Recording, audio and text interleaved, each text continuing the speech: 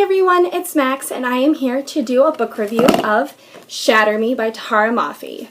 So what I'm planning to do is I want to read a whole, if it's a book that's part of a series or trilogy that's already out, I'm going to read the whole trilogy or series, then do a full-on book review of the series in general. But at this moment, I'm not planning on reading Unravel Me and Ignite Me right now, so I'm just going to do a book review of this one and talk about why I'm not going to read the other two right away. I do hear that it's been optioned for a television show, so if the television show does come to fruition and is coming closer to the release date, I will read the other two so I can watch that television show and be able to connect to it and be like, I like that better than the book, or that sucks and the book is much better, and stuff like that. So, as per usual, I'm going to be doing a summary and a plot of the book, and then I'm going to be talking about characters, and then I'm going to be talking about the writing, and then I'm going to give my overall rating. For this, I'm also going to talk about why I'm not going to continue the series at this moment. So first, summary. So it's about a girl named Juliet whose touch can kill people. She's in a prison right now for youth, I think it is. And then she's all alone. She doesn't have a roommate, and then all of a sudden she gets one, and it is a guy. And the guy is not that nice, and he kind of asserts his dominance, and she's scared, but they end up growing to become friends. Then it turns out that someone higher up wants her for his own uses and plots. That's all I'm going to say because this is a spoiler-free review. The plot in general, it's strong. I think it's a really good idea. I'm not a huge fan of dystopian because I feel like they are very similar. And this one I do feel like really follows those similar conventions as dystopia, like Hunger Games and Divergent. It is a bit similar to The Darkest Minds by Alexandra Bracken, but when I do my full trilogy review of that one, I will explain why I like that one more than many dystopians that I've read. What I wasn't a huge fan of with this book is that it's too fast. Everything happens just way too fast. I feel like this is like someone optioned it for a movie and they're working on the movie, and this is what they took out of the book to make the movie. You know, I feel like it should have taken a lot longer for Juliet and Andrew to become friends. It's really fast. It's like 2 days. All of a sudden they're talking and they're connecting, and it's like they become friends and they open up to each other about secrets. And I just feel like it should have been a lot longer and a lot more descriptive. Everything happened very fast. And I feel like this would be a great, just immediate to movie adaptation. Like they wouldn't have to take out much because it is short and pretty non-descriptive. So next, the characters. Juliet, I'm going to talk about first. She is the main character in this. She's the one who can kill people by touching them. She's a good character.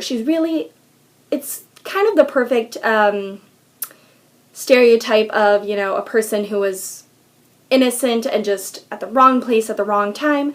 The reason why she's in this prison is because she found this little boy fell and she went to help pick him up and help him get up, and she ended up killing him. So she's really innocent and she's really sweet. She doesn't want to harm anyone. She just wants to be a normal girl because her parents have hated her pretty much her whole life. And this has caused her to be very standoffish. She doesn't really trust anyone. She's scared a lot. She's scared of a lot of different things, a lot of different scenarios, which I find is understandable given the circumstances, as she has been in a prison for, I think, 3 years. Next character I'm going to talk about is Andrew. He is the villain of this story. He's kind of crazy. Like, he thinks he has this, like, his parents suck, and he feels like he's been wronged and everything, and he wants to kill people. He's very mean, and he feels like Juliet could connect to that because she's been wronged. She can kill people easily, but she doesn't want to. Like, he thinks she'd want revenge like he does, and she does not. And he can't grasp that, and he thinks he loves her, and she thinks he's kind of crazy. He is really lonely though, which I kind of feel bad about, because he like jumps at the first chance when someone could be like him, could have the same feelings as him, and he kind of jumps on that, and he doesn't really listen to what she has to say. She doesn't want to be any part of this, but he doesn't care. He thinks that he can convince her, or he thinks she's just holding out, and he's kind of twisted. He's got a twisted mentality of what love is and what caring is. I don't really like him. Peru's Project, or Reagan at Peru's Project, would probably not agree with me, because I know she ships Warner and Juliet really hard, and I really hope that if I read the other two, I could feel a little bit of that, because right now he is Next, I'm going to be talking about the writing. Like I said earlier, I feel too fast. I don't really connect with the characters a whole lot. It's not a short book. It's 300 and something pages, but too much happens in the book.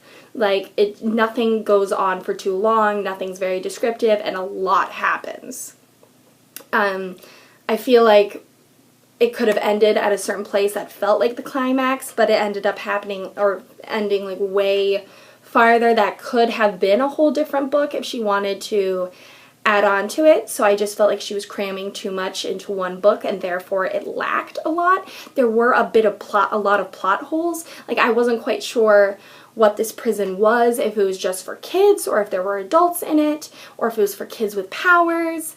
I know that there was the ozone layer has completely deteriorated. There's no more animals. People are barely getting food. They're very poor. But I was just a little bit confused, because I thought she said that this was a prison for youths, but they never explained what else people could be in there for. Maybe it is just thievery and murdering and stuff, and she happens to be in there because she accidentally killed a kid. But I wasn't quite sure what that was. Also, I'm not quite sure how Warner is connected to the bigger bad guys. I wonder if he's the leader's son. I think he is, but I'm just not quite sure. Not a lot was totally described, and that just kind of made it a little bit too on the surface.